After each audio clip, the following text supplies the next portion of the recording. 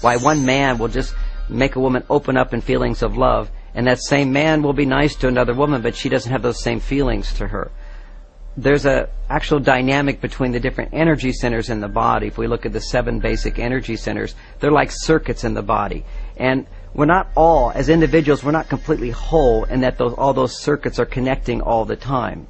For example, I just spend time with some people and suddenly I naturally feel smarter. I feel brighter. That's because their circuits are activating a part of my circuitry that makes the energy flow more completely. Often people go to a spiritual teacher and they'll put them on a pedestal because just in the presence of that person, they feel so spiritually more awakened. One of the higher centers starts to open. Well, it's not that that person sitting there would have that effect on everyone, nor does that person necessarily have all their circuits together at all. It's just that they happen to have 1 or 2 circuits that are open that complete another person.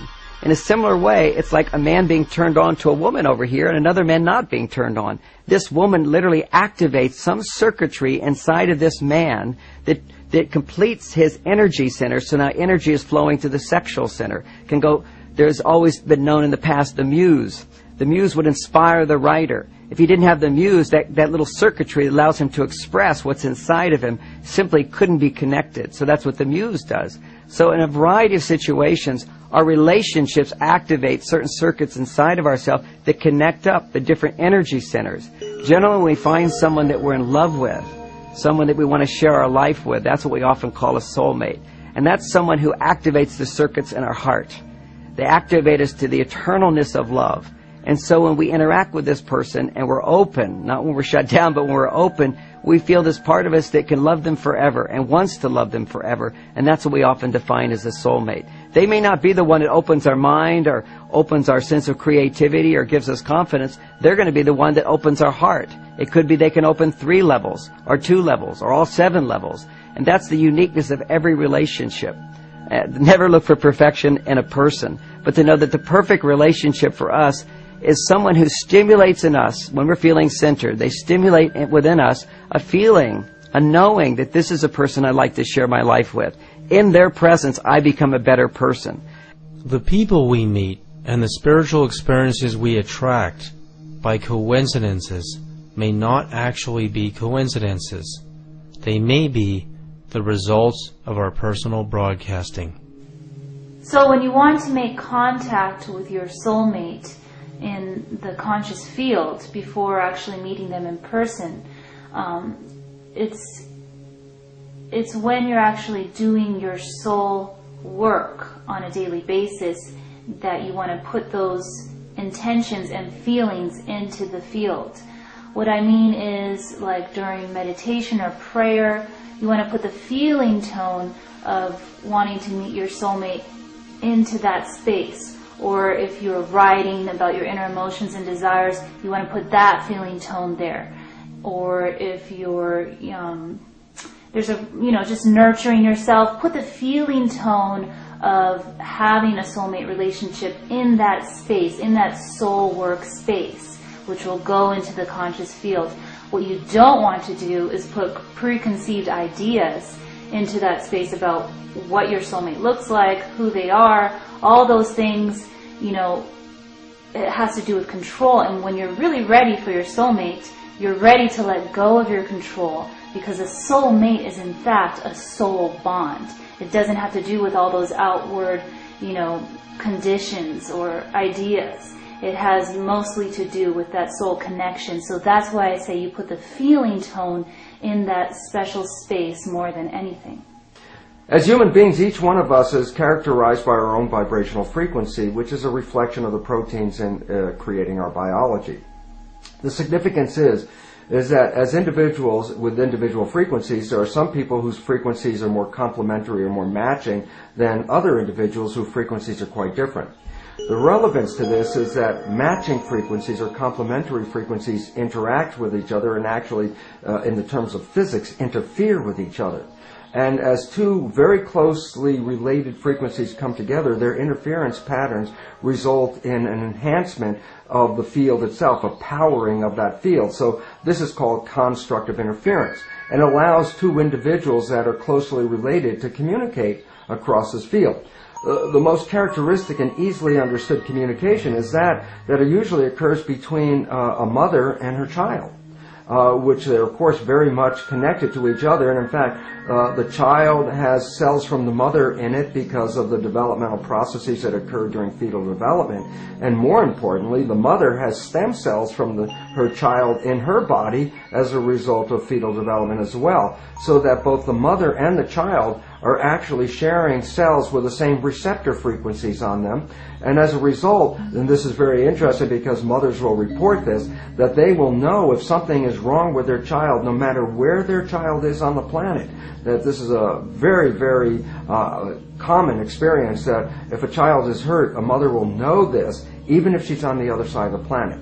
This is just a demonstration of the fact that the communication between individuals can be picked up through this vibrational field, and specifically through the receptors of identity on the surfaces of our cells. Well, the significance of that is it doesn't have to be your own child. It's people that you actually complement with out in the field can communicate across these distances. And very interestingly enough, when people come together as couples and are together long enough, they can actually begin to use this field as communication mechanism without even using words. So it's very funny sometimes to hear a couple that has been together for a very long time communicate with each other with totally incomplete sentences, with no subjects or verbs, and yet both of them understanding the communication while an outside party has no idea what they're talking about. And that is because we have two levels of communication, the field and via the particle, via the body. So it's interesting that we're now beginning to recognize the field's effect, and this is very, very critical for both our communal organization as well as our own physiological expression, to recognize the power of the vibrations and how they can influence our own biology. Brain waves are indicative of consciousness, and consciousness can travel as a wave. These waves can be reduced to numerical values of wave particles, amplitudes, frequencies, spin, codes, and information. Professional numerologists study these numbers and codes. They study the numerical values of the position of the stars and the planets at the time and date of our birth location, and our name. Is it possible for advanced numerology to determine our relationships and possible future outcomes? Numbers have harmonic and disharmonic relationships, just like music does. So you can listen to certain music and you know, my gosh, I don't like it, it jars me, there's too much disharmony. And the same goes for numbers. So let's say somebody has a prevalent amount of 3s, 6s, and 9s in his or her blueprint, and they meet somebody with a lot of 4s and 8s. They're not going to get along as readily as with somebody who also has the creative 3, 6, and 9s in their blueprint. So you can see, and in the same way, there are certain numbers that are magnetically attracted to each other.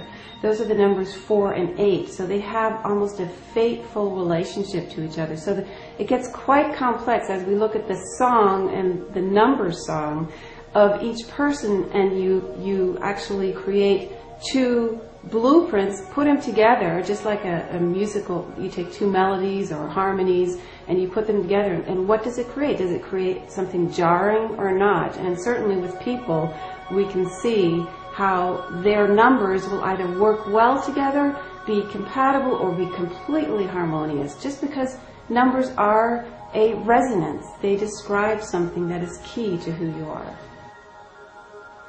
Your soul energy is a unique signal that is broadcast into a field where your soulmate's soul energy is being broadcast as well. So that is where your souls are bonded when you have a soulmate, and that's where you're already having a relationship with your soulmate, whether you're aware of it or not. And whether you're aware of your soul desires and feelings or if you're not is irrelevant, because you're already bonded with your soulmate on that level. And the goal is to become aware of yourself on that level so that you can broadcast your soul into the conscious field where your soulmate can do the same, and that will trigger and speed up the process of finding your soulmate in a physical plane so that you actually are meeting them and are able to have a relationship on a day-to-day basis. Our DNA represents our entire genetic blueprint. It is here that everything about us is represented by letters in the DNA matrix code language. Our destiny appears fixed because of this unshakable blueprint. Dr. Fritz Albert Pott, the discoverer of biophotons in 1976, proved the origin of these human light emissions are emanating from our DNA, the core reactor from where we are broadcasting our personal energy signature. Dr. Bruce Lipton has made a revolutionary discovery that first proved that the DNA nucleus is not the brain of the cell,